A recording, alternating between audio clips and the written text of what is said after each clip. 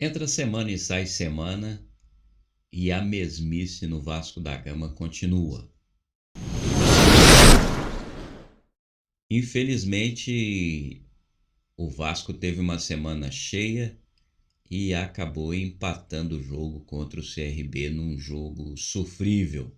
E a torcida esbravejando porque o time não jogou nada, pedindo a cabeça do Zé Ricardo e esquecendo de quem o contratou.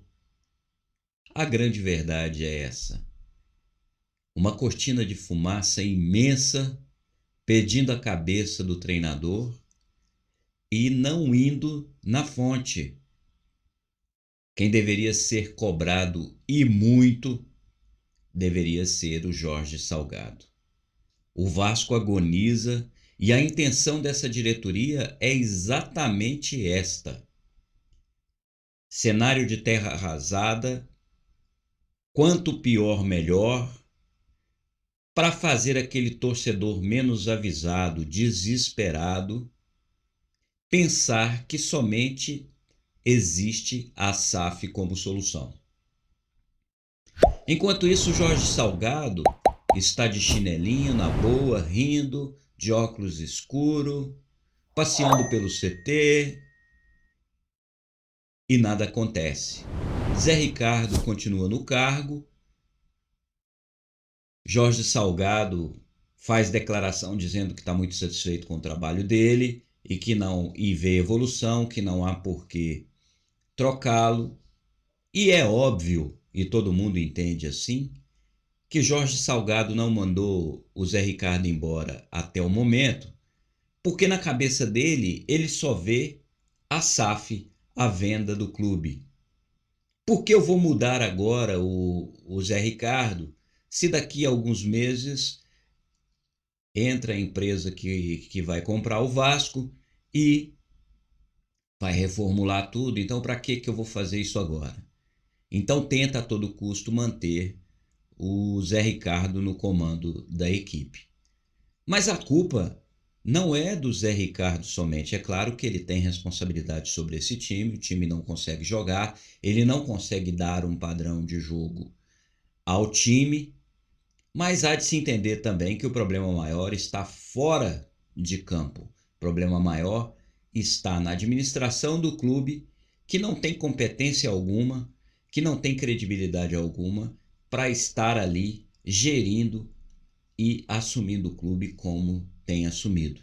Infelizmente, o torcedor passa pano para o Jorge Salgado, para Carlos Osório, Duque Estrada, e assim o Vasco vai agonizando e já somamos 40 jogos sem ocupar as 4 primeiras posições na Série B.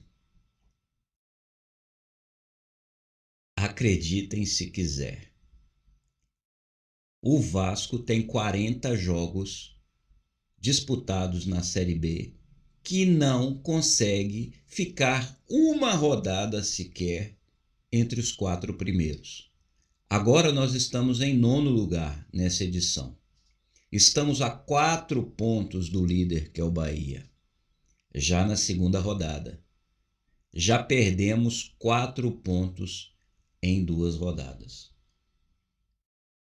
E a gente faz aquela pergunta: por que o torcedor não cobra e não exige a saída de Jorge Salgado e toda essa diretoria golpista? Por que está focando no Zé Ricardo? Não, porque a SAF é a única solução. E esquecem que nós corremos riscos não só de permanecer na Série B, como corremos sérios riscos de cair para a C. Por pura incapacidade, por pura vaidade de Jorge Salgado, que não quer admitir a sua incompetência e quer mascarar essa indecência, essa imoralidade com a venda do clube. Mas, graças a Deus, nós temos torcedores vascaínos ilustres e até torcedores anônimos que lutam incansavelmente para defender o Vasco desse ataque brutal desses mercenários incompetentes. Porque olham para o Vasco não somente como um time de futebol, e sim como uma associação. E veem nesta venda pelo Jorge Salgado muito risco altamente lesivo ao Clube de Regatas Vasco da Gama. Um contrato obscuro que agora, ao que me parece, surgiu a proposta vinculante, mas nós não sabemos ainda qual o teor, porque eles escondem as 7 chaves. Tem grupos de conselheiros independentes querendo participar desse grupo que vai fazer essa vistoria nesse contrato. Tem o Julinho Play com picuinha, assim disse o Jorge Salgado, porque quer saber onde é que os 70 milhões estão sendo aplicados. Tudo cortina de fumaça para enganar esse torcedor, que me desculpem, burro. Esse torcedor burro que é manipulado e enganado o tempo todo por esses políticos podres, por esses politiqueiros que tomaram o Vasco de assalto. E ficam iludidos e até com ingenuidade acreditando que vão se livrar desses maus políticos. Pensando dessa forma e entregando o Vasco para eles mesmos. É inacreditável tudo o que acontece. Eu vi, em se tratando de futebol, o Eric como um bom jogador. Acredito que o Eric vai ser titular ali pela direita ou pela esquerda desse time do Vasco, que é muito limitado. Também achei que o Gabriel Dias é melhor que o Léo Matos e o Everton, e deve ocupar também aquela posição. Mas o time é muito limitado, não tem padrão tático, o Vasco não tem um time qualificado, um time tecnicamente que você possa dizer, não, esse time está acima da média. O Vasco continua fazendo contratações erradas, apostas, e muitos desses jogadores que foram contratados não têm condições físicas de estrear. Então, realmente, falta conhecimento nesse grupo, nessa equipe, nesse comitê que faz a gestão do futebol no Clube de Regatas Vasco da Gama. Enquanto isso, o clube agoniza, agoniza, agoniza, e o torcedor esperando a SAF de boquinha aberta e o Vasco ladeira abaixo.